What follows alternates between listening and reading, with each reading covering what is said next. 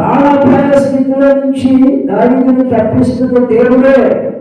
సౌలు చేతుల నుంచి తప్పించాడు, గొలియాతు చేతుల నుంచి తప్పించాడు, ఎలుగుబంటి చేతుల నుంచి తప్పించాడు, సింహము నోటి నుండి తప్పించాడు.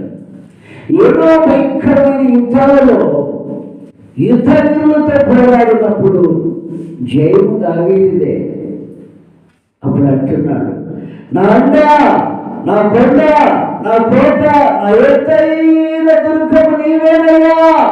ఒకసారి దేవునికి స్తోత్రం చెప్పండి. హల్లెలూయా.